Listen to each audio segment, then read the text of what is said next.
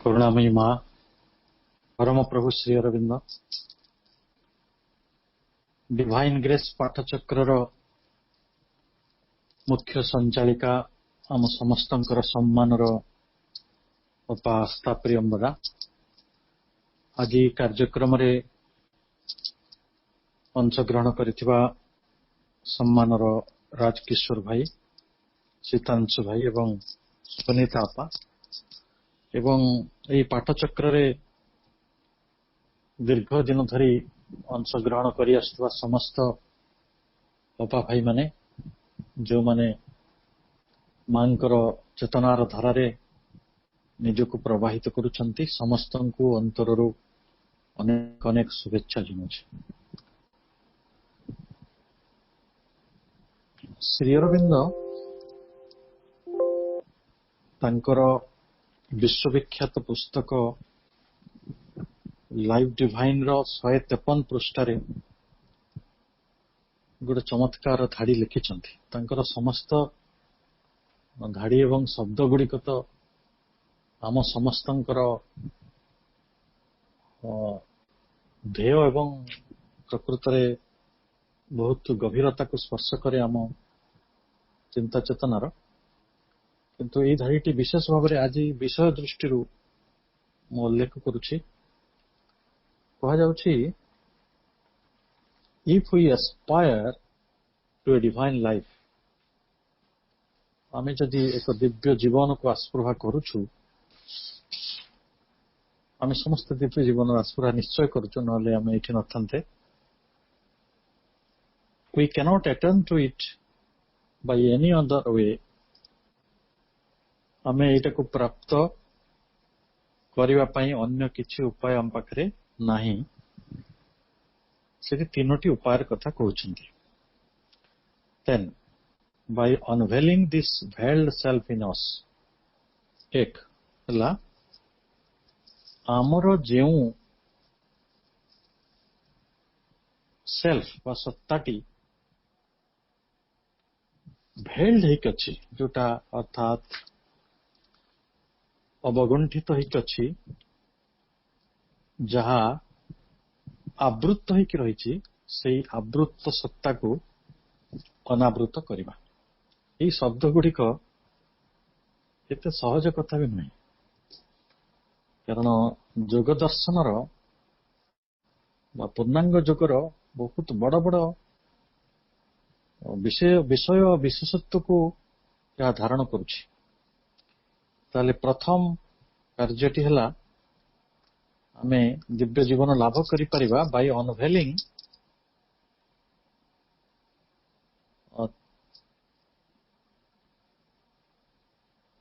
This veiled self in us. आम भितरे आम सत्ताटी निश्चित भावरे आवृत होइकी रहिछि। ताको किए आवृत करिसंती आमे विषय चिंता करि परिबा। आम सत्ता को किए एपरि आवृत करिसंती जे जहां को अनावृत कले आमे दिव्य जीवन लाभ करि परिबा। ये प्रथम उपाय। ताले निश्चय आमे जतबेले छोट बेले ओपेरा देखियो जाउथिले कि थिएटर देखियो जाउथिले, गोटे परदा पड़िथा, गोटे कर्टेन, आ से परदाटा खोलिला परे दृश्य सब देखा हुए भारी आकर्षणीय।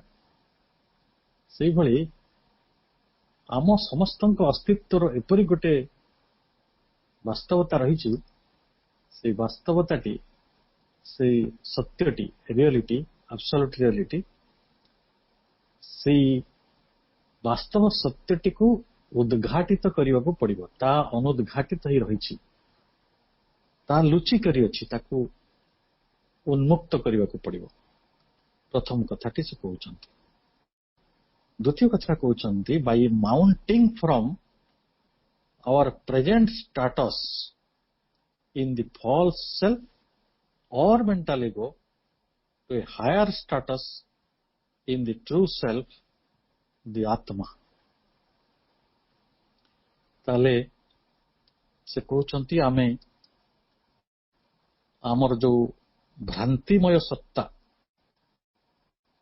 आउ मनोमय अहं फॉल्स सेल्फ आउ मेंटल ego, ये फॉल्स सेल्फ टा वास्तविक आउ जो मेंटाल इगो मानसिक अहं एटाकू आमे कौन करिबा ना ताकू ताठारू आमे तार जो वर्तमान स्थिति रू आमे निजको उत्तरित करी आनिबा माउंटिंग फ्रॉम दैट आनिकी निजको स्वरूप आत्मार उच्चतर स्थिति को उत्तीर्ण करिनबा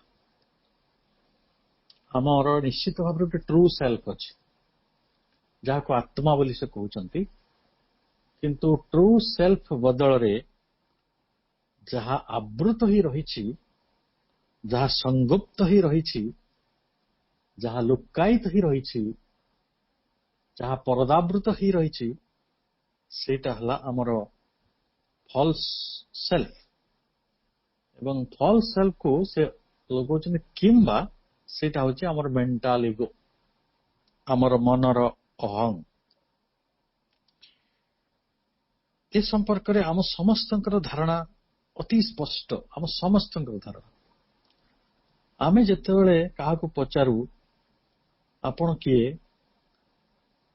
कि आमे निजको जेतेबेले पचारू मु किए आम पाखरे गोटे उत्तर थाए मु अमुके देशर लोक मु अमुके धर्मर लोक मु अमुके मनीषर पुओ मु अमुके मनीषर झियो मोर ज्ञाति कुटुंब मोर पद पदवी मोर क्षमता मोर प्रतिपत्ति मोर जस मोर उपलब्धि मोर धन मोर पुत्र कन्या ये सब जहा मु ताको जीवन सारा खाली आबरी बसी जहा को मु केवल ताको ही निज चारिकड़े प्रकृत रे गदा करिछि तो सेगुडी को आमे हमर फॉल्स इगो बा गुटे फॉल्स सेल्फ मेंटल इगो बोली मानि आसीछु ताले एवं सेठी आमे निपतित अवस्था पतित अवस्था पड़ीछु आमको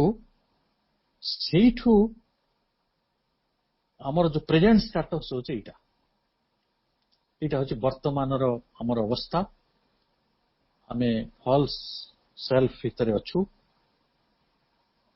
ता भीतर आमको उत्तरित होई माउंटिंग करिकी निजको उत्तरित करि नबा ऊर्ध्वायित करि नबा आमे ताको ऊर्ध्वायित करिकरी जे आमे हमर स्वरूप आत्मा जोटा सत्य आत्मा ट्रू सेल्फ तार उच्चतर स्थिति को तार हायर स्टेटस को आमे निजको माउंटिंग करि नबा उत्तीर्ण करि नबा उत्तरित करि नबा जदि आमे दिव्य जीवन चाहू ताले दुईटी कथा कहला प्रथम कथा कहला जे आम भितरे जो सत्ता आवृत ही रहिचंती by unveiling this veiled self in us द्वितीय नंबर कथा कहला by mounting from our present status in the false self or mental ego to higher status in the true self एवं तृतीय कथाटी आहुरी गुरुत्वपूर्ण तृतीय कथाटी हला by entering into that unity with the divine consciousness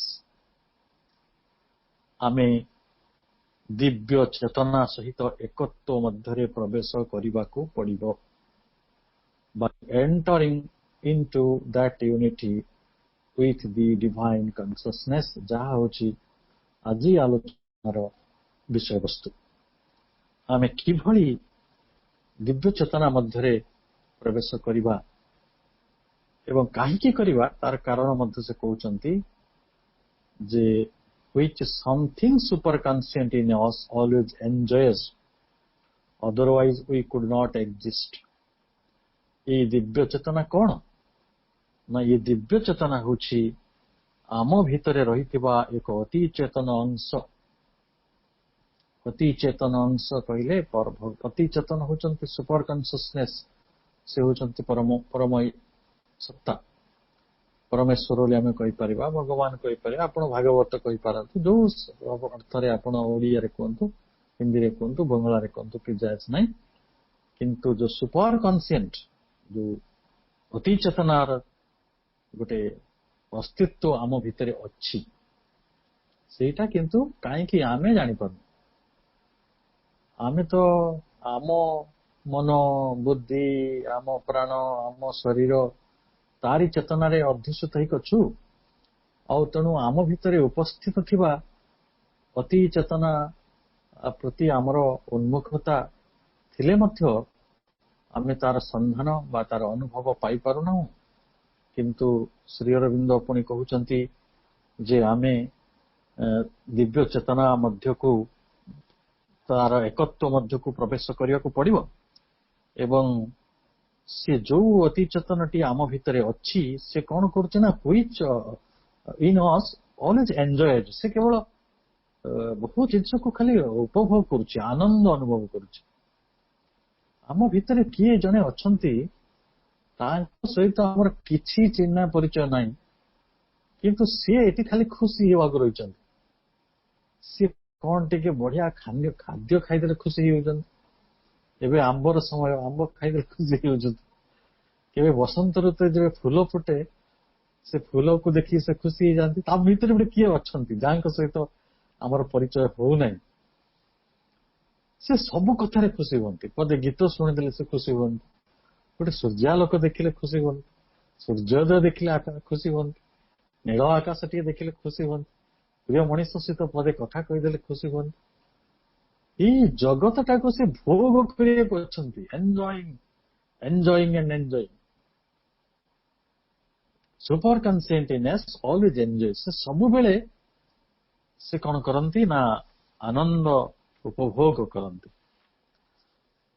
ଗୋଟେ ଚମତ୍କାର କଥା ଶ୍ରୀ ଅରବିନ୍ଦ କହିଛନ୍ତି ଯେ ଏଇ ଯେତେବେଳେ ଜଣେ ମଣିଷ ସେଇ ଅତି ଚେତନା ଭିତରେ ପହଞ୍ଚେ ଏବଂ ଯୋଉ ଅତି ଚେତନାର ଉପସ୍ଥିତି ଯୋଗୁଁ ଏଇ ଜୀବନରେ ଆନନ୍ଦ ତତ୍ତ୍ୱ ରହିଛି, ନିଶ୍ଚିତ ଭାବରେ ଆନନ୍ଦ ତତ୍ତ୍ୱ ରହିଛି, ସେ କୋଉ ଭଳିଆ ଗୋଟେ ଜ୍ଞାନ ଯାହା ସହିତ ଆମେ ନିଜକୁ ପ୍ରକୃତରେ କଣ କରିବା, ସମ୍ମିଳିତ କରିବା।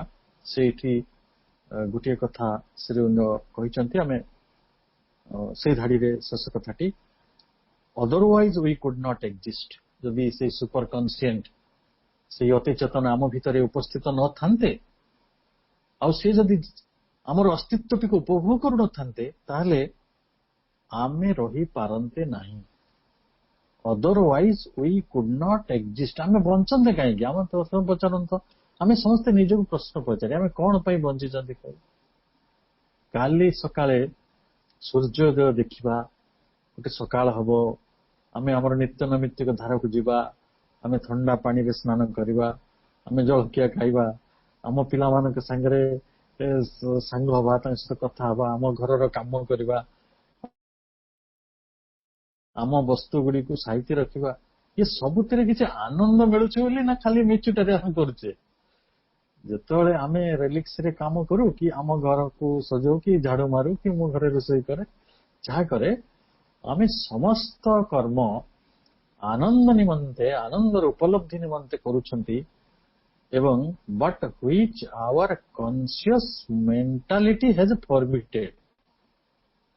ଏଇ ଆନନ୍ଦ ରାଜ୍ୟକୁ ଯେଉଁ ବିରାଟ ଚେତନା ଶକ୍ତି ଆମକୁ ସବୁବେଳେ ନେଇଯାଉଛି ତାକୁ ସବୁବେଳେ ଫରଫିଟ୍, ଯୋଉ ତାକୁ ସବୁବେଳେ ଗୋଟେ କ୍ୟାନସଲ ଯୋଉ କରିଦଉଛନ୍ତି, ଡିଲିଟ କରିଦଉଛନ୍ତି, ତାକୁ ସେଇ ସମ୍ଭୋଗର ଅଧିକାରରୁ ଆମକୁ ବଞ୍ଚିତ କରୁଛନ୍ତି। ସେଇଟା ହଉଛି ଆମର ମନୋମୟ ଚେତନା। But which our conscious mentality has forfeited. ତାକୁ ସବୁବେଳେ ସେ ଫରଫିଟ୍ କରିବେ, ବଞ୍ଚିତ କରିବେ। ନା ନାଇଁ ନା ଏଇଟା ନାଇଁ, ତା ଦରକାର ନାହିଁ। ମନେ କରନ୍ତୁ ଗୋଟେ ଚମତ୍କାର ସଙ୍ଗୀତ ଆପଣ ଶୁଣୁଛନ୍ତି, ସେ ସଙ୍ଗୀତର ଧାରା ଭିତରେ, ତାର ସେ ଅମୃତର ଶବ୍ଦ ଭିତରେ, ତାର ଲୟ ଭିତରେ, ତାର ବାଦ୍ୟ ଭିତରେ, ତାର ଛନ୍ଦ ଭିତରେ ସେ ଆପଣ ହଜି ଯାଇଛନ୍ତି। କିନ୍ତୁ ସେଇ ସମୟରେ ଆପଣଙ୍କ ମନେ ପଡିଯିବ, ଆରେ ମୋର ସେ ଗୋଟେ କାମ ଥିଲା ପରା, ମତେ କୋର୍ଟର ତାରିଖ ଅଛି ଆଜି, ମୁଁ କଣ ଗୀତ ଶୁଣୁଛି। ତାପରେ ଆମେ କଣ କରୁ? ଆମେ ଆନନ୍ଦର ଧାରାଟିକୁ ଛାଡି ଦେଇକି, ଆପଣ ମତେ ପ୍ରଶ୍ନ ପଚାରି ପାରିବେ, ଭାଇ ଆମେ ତାହେଲେ ଜୀବନ ବଞ୍ଚିଲା ବେଳେ ଯୋଉ ସାମାଜିକ ଆନୁଗତ୍ୟ ରହିଛି, ଯୋଉ ପାରିବାରିକ ଦାୟିତ୍ୱ ରହିଛି, ଯୋଉ ବ୍ୟକ୍ତିଗତ ଗୋଟେ ଦାୟିତ୍ୱ ଆମେ ନେଇଛୁ ବ୍ୟକ୍ତିଗତ ଭାବରେ, ତାକୁ ତୁଳନା କଲା ବେଳେ ପ୍ରକୃତରେ ଆମେ କଣ ଚେତନା ଯୋଉ ତିଆରି କରୁଛେ ଆମ ଭିତରେ ଆନନ୍ଦ ବା ଉପଭୋଗ ବା ଯୋଉ ସମ୍ଭୋଗ, ସେଇଟାକୁ ଆମେ କଣ ସତରେ ସବୁବେଳେ ଫରଫିଟ୍ ହଉଛୁ? କାରଣ ଆମେ ଆମ ଚାରିକଡେ ଅନେକ ଆର୍ଟିଫିସିଆଲ ମ୍ୟାନ ମେଡ ଗୋଟେ ସୋସାଇଟି ତିଆରି କରିଛୁ। ମୁଁ ଆଜି ନୁହେଁ 2 ଦିନ ତଳେ ଗୋଟେ ଭଲ ମେସେଜ ମୋର ଗୋଟେ ସାଙ୍ଗ ପଠେଇଥିଲା। ମୁଁ 2 ଦିନ ହେଲା ସେ ମେସେଜ କଥା ଚିନ୍ତା କରୁଛି ଯେ କେମିତି ସେଟା ଚିନ୍ତା କରାଯାଇ ପାରିଲା। ଯିଏ ତାକୁ କଏନ କରିଛନ୍ତି ସେ କହୁଛନ୍ତି ଯେ ଗୋଟେ ଜାଗାରେ ଗୋଟେ ସିମ୍ପାଞ୍ଜି କି ଗୋଟେ ବୁବୁନ ଯୋଉମାନେ ବନ୍ୟ ମାଙ୍କଡ ଆପଣ ତାକୁ ରଖିବେ ଆଉ ସେଇଟା କଣ କରେ ଦ୍ୟାଟ କ୍ରିଏଟ୍ସ ଟୁରିଜିମ। ଲୋକେ ତା ଆଡକୁ ଯିବେ। ଆଉ ଆମେ କହିବା ଆଉ ଗୋଟେ ଜାଗାରେ ଦାର୍ଶନିକ ଆଲୋଚନା ହଉଛି 50 ଜଣ ଦାର୍ଶନିକ ଆସିଛନ୍ତି ପୃଥିବୀରୁ ଆପଣ ଦେଖିବାକୁ ଯାଆନ୍ତୁ। ମୁଁ ଭାବୁଛି ଲୋକମାନେ ଗୋଟେ ପ୍ରାଇମୋରିଆଲ ଯୋଉଟା ସ୍ୱାଭାବିକ ତାକୁ ଦେଖିବା ପାଇଁ ବେଶୀ ଆଗ୍ରହୀ ହଉଛନ୍ତି। ଅର୍ଥାତ୍ ଏଇଠି ସମ୍ଭୋଗଟାକୁ ପ୍ରକୃତ ଆନନ୍ଦକୁ ଟ୍ରୁ ସେଲ୍ଫକୁ ସବୁ ସମୟରେ ଆମର ମେଣ୍ଟାଲ ଇଗୋ ଆମର ଫଲ୍ ସେଲ୍ଫ ଇଏ ଫରଫିଟ୍ କରି ଆସୁଛି କରୁଛି। ଏଇ ପ୍ରସଙ୍ଗରେ ଶ୍ରୀ ଅରବିନ୍ଦ ଆହୁରି ଜଟିଳ ତ ନୁହେଁ, ମୁଁ ଜଟିଳ କହୁନାହିଁ, ସୂକ୍ଷ୍ମରୁ ସୂକ୍ଷ୍ମତମ ବ୍ୟାଖ୍ୟାନ କରିଛନ୍ତି। ସୂକ୍ଷ୍ମରୁ ସୂକ୍ଷ୍ମତମ ଗୋଟେ ପ୍ରକାର ପରିଭାଷା ପ୍ରଦାନ କରିଛନ୍ତି, ତାକୁ ପରିଭାଷିତ କରିଛନ୍ତି ଯେ ଏ ଦିବ୍ୟ ଚେତନା କିଭଳି ଭାବରେ ଆମ ଆଧ୍ୟାତ୍ମିକ ଉତ୍ତରଣ ଏବଂ ଆନନ୍ଦଗତ ସ୍ଥିତିକୁ ଆମକୁ ପ୍ରାପ୍ତ କରିବାରେ ସହଯୋଗ ହେଉଛି। ଏବଂ ସବୁଠାରୁ ବଡ କଥାଟି ହେଲା ଆମ ଜୀବନର ଯୋଉ ମୂଳ ଲକ୍ଷ୍ୟ ଅଛି ଦିବ୍ୟ ଜୀବନ, ତାକୁ କିଭଳି ଭାବରେ ସଂଯୁକ୍ତ କରୁଛି। ଆମ ଜଗତର ଗୋଟେ ବଡ ଆପଣ ଯଦି ମେଣ୍ଟାଲ ଇଗୋର କଥା ବା ସେ ମେଣ୍ଟାଲ ସେଲ୍ଫହୁଡ ର କଥା ବା ଗୋଟେ କନସିୟସ୍ ମେଣ୍ଟାଲିଟିର କଥାଟିକୁ ଭଲ ଭାବରେ ବୁଝି ନାହାନ୍ତି ତାକୁ ଏଇ ବାଟରେ ବୁଝନ୍ତୁ। ଯେତେବେଳେ ଆମେ ପିଲା ଥିଲେ ଆମକୁ ଜଣେ 5ଟା ଚକୋଲେଟ ଦିଏ ଆଉ ଜଣେ ଗୋଟେ ଚକୋଲେଟ ଦିଏ, ଆମେ କୋଉଟା ଖୁସି ହଉ ବେଶୀ? 5ଟା ଚକୋଲେଟ ଦେଲେ ଆମେ ଖୁସି ହଉ। ଆମକୁ ଯଦି କିଏ 10 ଟଙ୍କା ଦିଅନ୍ତି ଆଉ ଜଣେ କିଏ 2 ଟଙ୍କା ଦିଅନ୍ତି ଆମେ 10 ଟଙ୍କା ପାଇଲେ ବେଶୀ ଖୁସି ହେଇଯାଉ। କାରଣ ସବୁଦିନେ ଆମେ ଆକାର ଆଉ ପରିଣାମକୁ ନେଇ ଆମର ସୁଖର ସନ୍ଧାନ କରିଛୁ। ଆପଣଙ୍କୁ ଯଦି ମୁଁ କହିବି ଆପଣ ହିମାଳୟ ଦେଖିବାକୁ ଯିବେ, ଆପଣଙ୍କୁ ଗୋଟେ ଟୁରିଷ୍ଟ ପ୍ୟାକ୍ ମିଳିବ ଫ୍ରି, ହିମାଳୟ ଦେଖିବାକୁ ଯିବେ ନା ଏଇ ରାଉରକେଲାର ଦୁର୍ଗାପୁର ପାହାଡ ଦେଖିବାକୁ ଯିବେ? ଆପଣ ନିଃସନ୍ଦେହରେ କହିବେ ହିମାଳୟ ଦେଖିବାକୁ ଯିବି, କାରଣ ହିମାଳୟ ବଡ ଅଟେ। ଯଦି ଆପଣଙ୍କୁ ଆଉ ଗୋଟେ ମିଳିବ ଅଫର ଯେ ଆପଣ ପ୍ରଶାନ୍ତ ମହାସାଗର ଦେଖିବାକୁ ଯିବେ କି ଗୋଟେ ଛୋଟ ଚିଲିକା ହ୍ରଦ ଦେଖିବାକୁ ଯିବେ, ଯଦି ଆପଣଙ୍କ ପାଖରେ ସମୟ ଥିବ ଆପଣ କହିବେ ନାଇଁ ମୁଁ ଆକାଶରେ ଉଡିକି କାହିଁକି ନ ଯିବି ପ୍ରଶାନ୍ତ ମହାସାଗର ଦେଖିବାକୁ?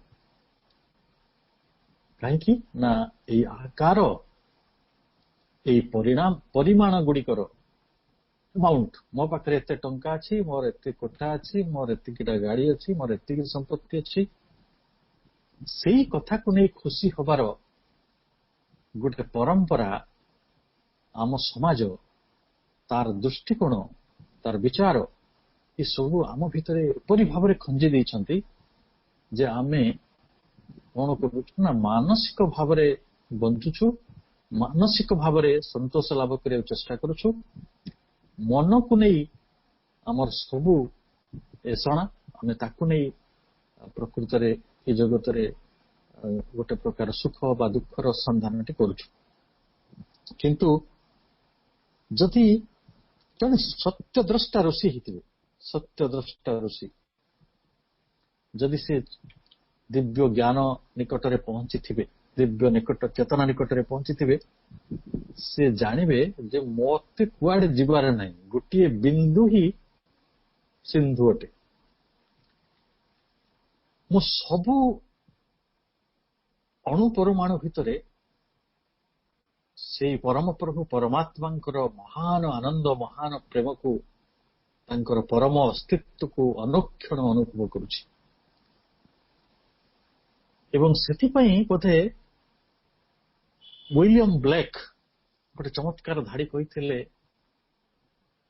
ଯେ ଇଏ ହଉଛି ସେଇ ଦିବ୍ୟ ଚେତନାର ମଣିଷ ଯିଏ ଗୋଟେ ବଣ ଫୁଲର ପାଖୁଡା ଭିତରେ ସ୍ୱର୍ଗ ଦେଖିପାରେ, ଗୋଟେ ୱାଇଲ୍ଡ ଫ୍ଲାୱାର ର ପେଟଲ ଭିତରେ ଯିଏ ସ୍ୱର୍ଗଙ୍କୁ ଦେଖିପାରୁଛି, ଗୋଟେ ବାଲିକଣା ଭିତରେ, ଗୋଟେ ବାଲି ରେଣୁ ଭିତରେ ଯିଏ ବିଶ୍ୱକୁ ଦେଖିପାରୁଛନ୍ତି, ତ ସିଏ ହଉଛନ୍ତି ପ୍ରକୃତରେ ଦ୍ରଷ୍ଟା। ଆମେ ସବୁ ଛୋଟବେଳେ ଗୋଟେ ଗୀତ ଶୁଣୁଥିଲେ ଭାଇ ଭଉଣୀ ମାନେ, ମନେ ଥିବ, ବାଲି ରେଣୁ ମହାବନ୍ଧ ସୁଜନେ ହୋ ବାଲି ରେଣୁ ମହାବନ୍ଧ। ଏ ବାଲି ରେଣୁ ଭିତରେ ବିଶ୍ୱର ସତ୍ୟ ବିଦ୍ୟମାନ ରହିଛି, ସତ୍ୟର ସ୍ୱଧର୍ମ, ବିଶ୍ୱର ସ୍ୱଧର୍ମ, ବିଶ୍ୱର ସମସ୍ତ ସମ୍ଭାବନା ଏବଂ ଏ ସବୁ କିଛି ତା ଭିତରେ ନିହିତ ଅଛି। ଏଇଭଳି ଏକ ଦୃଷ୍ଟି, ଏକ ଦର୍ଶନ, ଏକ ମାର୍ମିକ ଅନୁଭବକୁ ଆମେ ଚେତନା ସହିତ ସଂଯୁକ୍ତ କରିପାରିବା, ଯୋଉଠି ମନ ତାକୁ ଫରଫିଟ୍ କରିପାରେ ନାହିଁ, ମନ ତାର ସେଠି ଇଣ୍ଟରଫେରେନ୍ସ ନାହିଁ। ଯାହା ସୃଷ୍ଟିର କ୍ଷୁଦ୍ରତମ, ଯାହା ସୃଷ୍ଟିର ନଗଣ୍ୟତମ, ଗୋଟେ ସସୀମ ଚିଜ, ଗୋଟେ ଫାଇନାଇଟ୍ ବସ୍ତୁ, ତାହା ଭିତରେ ବି ଅସୀମର ପ୍ରତିଫଳନ ଅଛି। ତା ଭିତରେ ଅସୀମର ଇନଫାନାଇଟ୍ ରିଫ୍ଲେକ୍ସନ୍ସ। ଆମେ ଦେଖୁଛୁ ଗୋଟେ, ଏଇଟା ତ ଗୋଟେ ଛୋଟିଆ ଜିନିଷଟେ, ଏଇଟା ତ ଗୋଡିଟେ, ଏଇଟା ତ ମାଟିଟେ, ଏଇଟା ତ ଉଇଟେ, ଏଇଟା ତ ପିମ୍ପୁଡିଟେ, ଏଇଟା ତ ଗୋଟେ କୀଟଟେ, ଏଇଟା ତ ଗୋଟେ ସାମାନ୍ୟ ଛୋଟ ଘାସ ଫୁଲଟେ।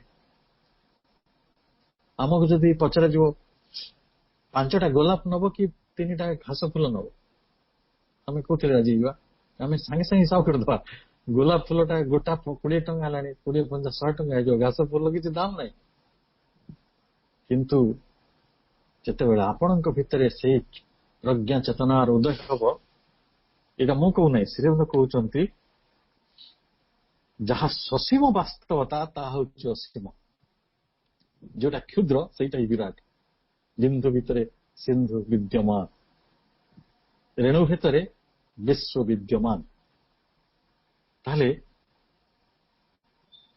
ଆଧ୍ୟାତ୍ମିକ ପ୍ରଜ୍ଞା କଥା ଛାଡନ୍ତୁ, ଯଦି ଆମ ପାଖରେ ଗୋଟେ ସାଧାରଣ ଚେତନା ଥିବ, ଏକ ନିରିମାଖି ଫୁଲର ଦୃଷ୍ଟାନ୍ତ ଶ୍ରୀଅରବିନ୍ଦ ଦଉଛନ୍ତି।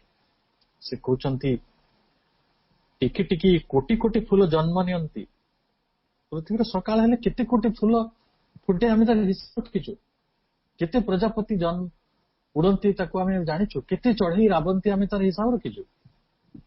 ଆମେ ଖାଲି ଆମ ଅର୍କେଷ୍ଟ୍ରା ପାର୍ଟି ମାନଙ୍କୁ ଚିହ୍ନିଛୁ, ଏଇ ଅର୍କେଷ୍ଟ୍ରାଟା ଭଲ, ଏଇ ସିଙ୍ଗରଟି ଭଲ, କିନ୍ତୁ ଏଇ ଜଗତର ଅନନ୍ତ କୋଟି କୋଟି କୋଟି ସଂଖ୍ୟାର ଚଢେଇ ଅଛନ୍ତି, ଯୋଉମାନେ ସେମାନେ କେତେ ବଡ ବଡ ଶିଳ୍ପୀ, ତାଙ୍କର ଲୟ ଛନ୍ଦ ତାଳ କିଛିରେ ଗୋଟେ ପ୍ରକାର ବିଚ୍ୟୁତି ନାହିଁ।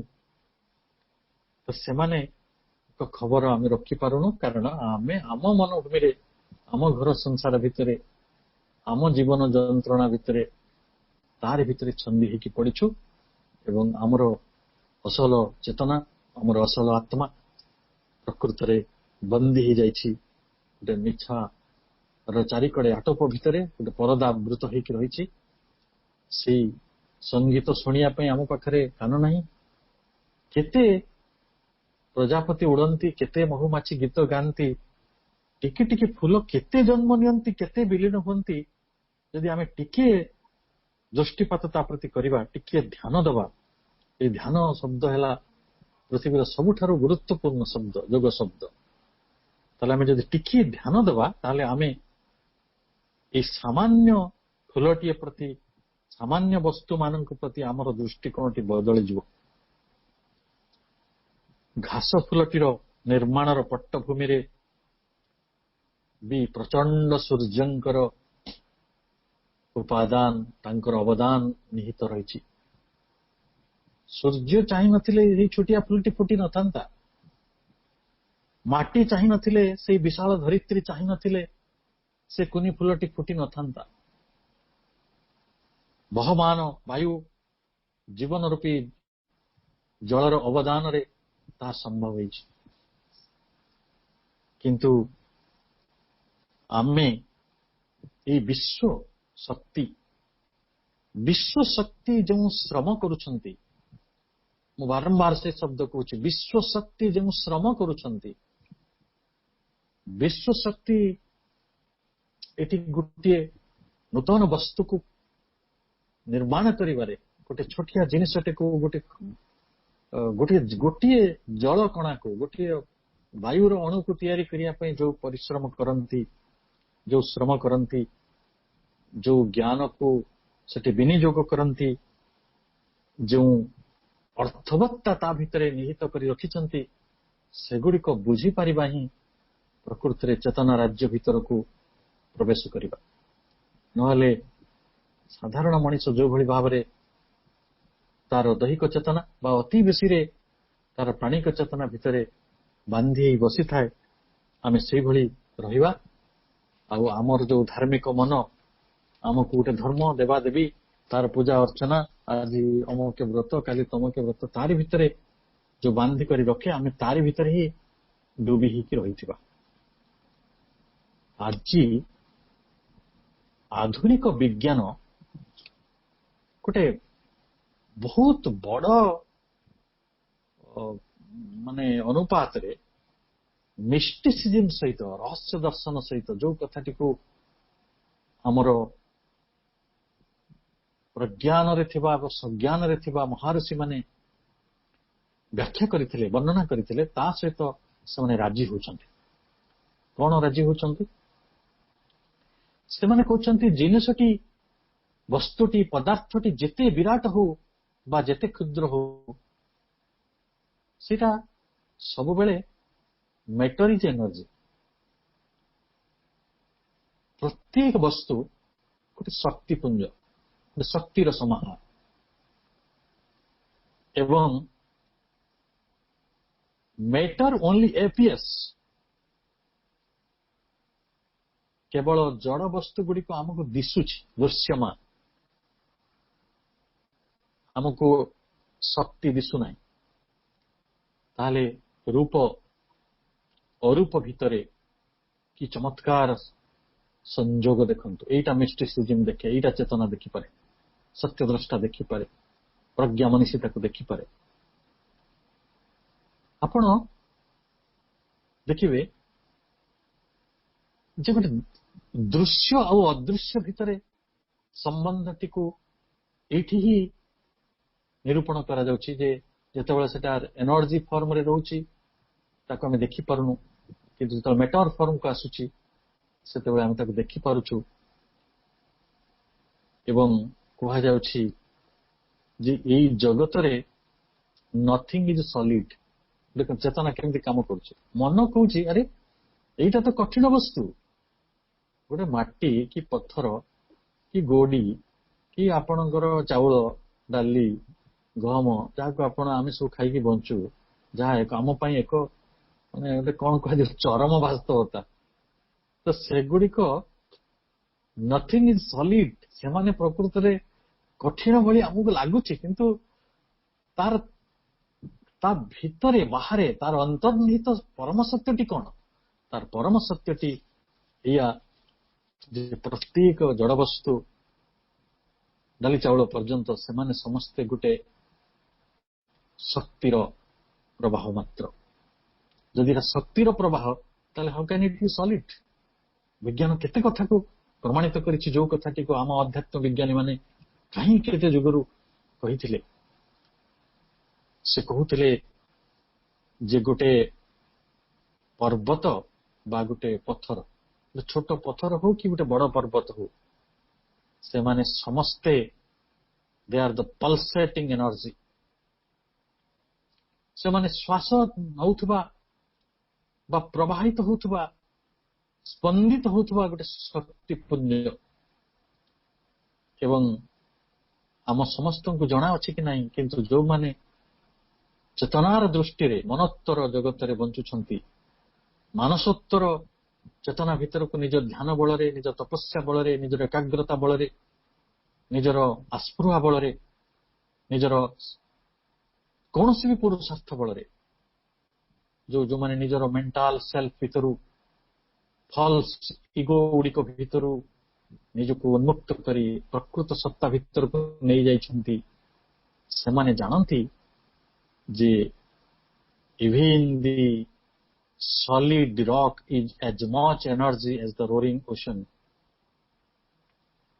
ଗୋଟେ ସମୁଦ୍ର ପରି ସେଇ କଠିନ ବସ୍ତୁ ଗୁଡ଼ିକ ମଧ୍ୟ ତରଙ୍ଗାୟିତ ହେଉଥାନ୍ତି, କିନ୍ତୁ ସେଇ ତରଙ୍ଗଟା the waves that are arising in the solid rock cannot be seen. ଆମେ ଗୋଟେ ପର୍ବତର ବା ଗୋଟେ ପଥରର ଭିତରେ ଯୋଉ ତରଙ୍ଗ, ସେଟା କାହାର ତରଙ୍ଗ? ଶକ୍ତିର ତରଙ୍ଗ। ସେଇ ଶକ୍ତିର ତରଙ୍ଗଟାକୁ ଆମେ ଦେଖିପାରୁନୁ। ଦେଖନ୍ତୁ ରହସ୍ୟ ଆମ ଚାରିପଟେ କିଭଳି ଅଛି, କିନ୍ତୁ ଆମ ମନ କୋଉ ରହସ୍ୟଟାକୁ ଗ୍ରହଣ କରେ କହିଲେ?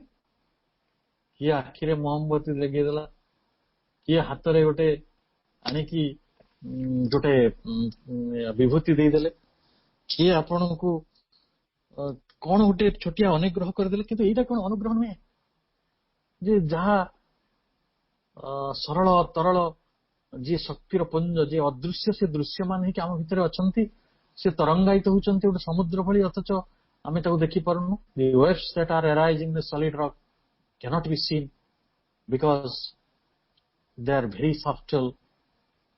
ସେମାନେ ବହୁତ ସୂକ୍ଷ୍ମ।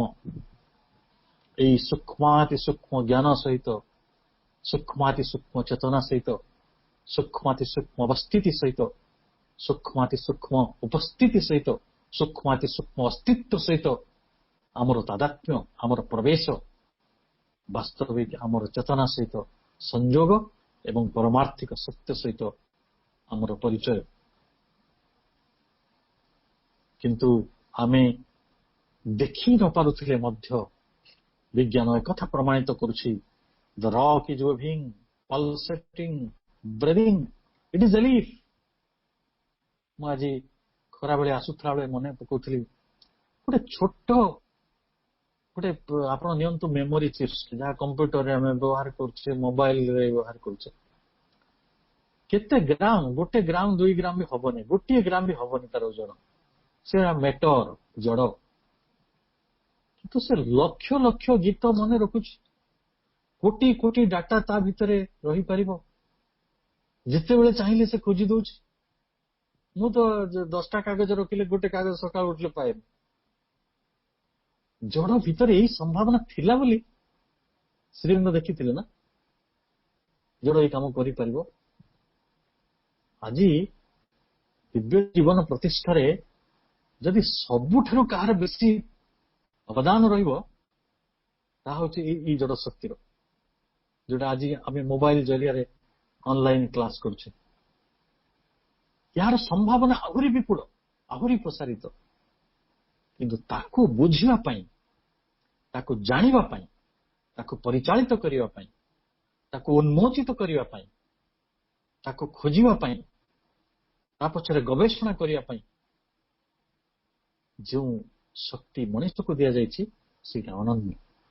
କାରଣ ଇଏ ଯାହା କିଛି ବି ସମ୍ଭବ ହେଇଛି, ଜଡ ଭିତରର ଏଇ ସବୁ କିଛିକୁ ଖୋଜି ନେବାର ଯୋଉ ମହାନ କାମଟି ମଣିଷ ହିଁ କରିଛି।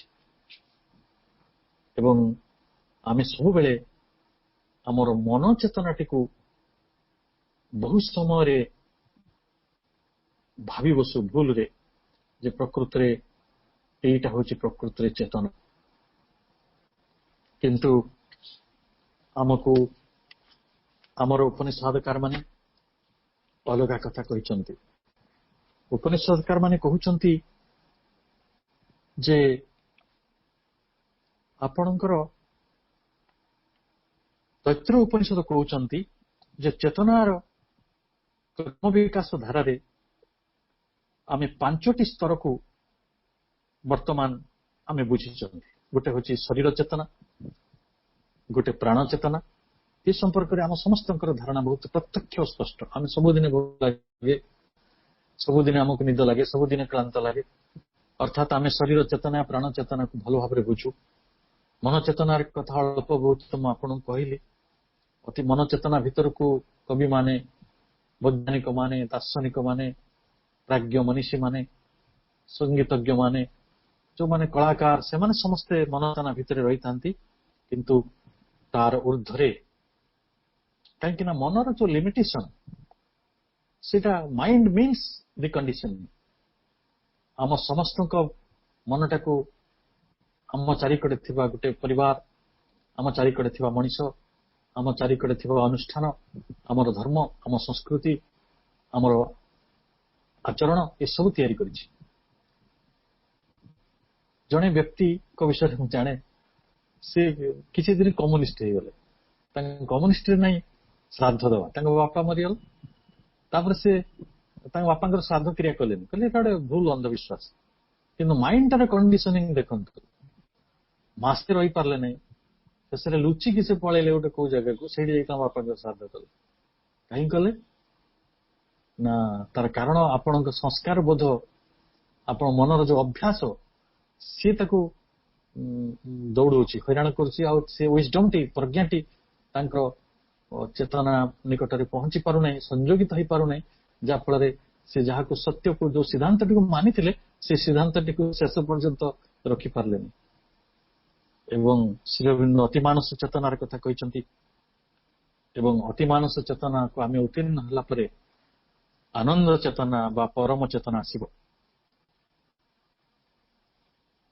केवल एठी चेतनार जो स्तर गुड़िक से गुड़िक एकाथरे चूड़ांत नुहे आपण जदि मांडुक्य उपनिषद जीवे मांडुक्य उपनिषद कहते जे सेठी चेतना चारि प्रकार गोटे हूँ जाग्रत अवस्थार जहां माने आम वेदांत भाषा कहे वैश्वानर द्वितीय चेतनाटी है स्वप्नर बा तैजस तृतीयटी है सुसुप्ति बा प्रज्ञा चतुर्थटी है तुरीय बा आत्मन अवस्था ये तुरीय अवस्था आम मनीष मान देखीचु जो मैंने ट्रांस रे था रामकृष्ण परमहंस संपर्क जो विवेकानंद को टीचर जे अध्यापना करुले कॉलेज रे से कहते जे गोटे कविता पढ़ाऊला ट्रांस से कवितार से प्रश्न पचार गोटे ट्रांस रे थिबा मनीष को आप देखी कि तुरी अवस्था थे ये आत्मन अवस्था थे से कहते हाँ मुझे देखी से निश्चित होती रामकृष्ण परमहंस से जाऊँ देखा कर जानुंट जे चेतनार स्तर पर स्तर को अतिक्रम कर मनीषर स्वरूपटी कि एवं जदि विचार करा जाए ताले तैत्तिरीय उपनिषद चेतनार क्रम विकास पथरे 5टी स्तर कथा कहते से विषय आम समस्त धारणा रही भौतिक चेतना एवं प्राणमय चेतना मन चेतना विश्व चेतना जो आम विज्ञानमय कोश बोली कहूँ आ विश्वातीत चेतना जोटा आनंदमय कोश कहूँ अर्थात आम व्यष्टि चेतनारू विश्व चेतना मध्य दे विश्वातीत चेतना मध्य को गति करुछु चेतनार यात्रा यही हूँ चेतनार अभियात्रा एवं समग्र पूर्णांग जगटी को श्री अरविंद चेतनार महायात्रा बोली अभिहित करिसंती एवं या आम चेतनार जोग बोली कहूँ तेणु चेतना संपर्क रे आमर जेते ज्ञानटी स्पष्ट हब प्रांजल हब जेते मार्मिक हब आउ मनर जो क्रिया आम जो उद्धार काणिकी मन को तैयारी करिछु जो चाष करिकी ताको विचार करिकी आम मनटी को तैयारी करिछु आम समाज ताको गढ़ी देछि आम चारिकड़े सेटा आम चेतना नुहे कॉन्शियसनेस इज आवर नेचर आम स्वभाव होछि चेतना mind is just the circumference created by the society and you the culture and your education मनटी आम संस्कृति द्वारा आम शिक्षा द्वारा आम समाज द्वारा आम सभ्यता द्वारा तैयारी होछि किंतु चेतना होछि आमर मूल स्वभाव तेणु शेष कथा को आसवा से कहते सकल विश्व जगत मूलतः अखंड सतरूप all existence as one being जार मूल स्वभाव होछि चेतना जो कथा आम पढ़िले एवं सही चेतना भितर शक्ति संकल्प क्रियाशीलता सृजनशीलतार जागृति होछि एवं तारी रूप होची आनंद रूप. This being is delight. This consciousness is delight. This force और विल इज डिलाइट. ताहले जेतेबेले आमे आनंदर संधान करूछु ताहले हमकु चेतनार से महासत्य प्रति उन्मुक्त होगा पड़ो. भाई भणी माने आज समय समाप्त होती. तेणु आम करुणामयी मां पदपद्म आमर असीम कृतज्ञता ज्ञापन पूर्वक आज आलोचना को रखा. आमको से यही चेतनार यात्रा रे सहायता करूथांतु एवं आम अस्तित्व को अर्थपूर्ण करूथांतु. समस्त को अनेक अनेक कृतज्ञता.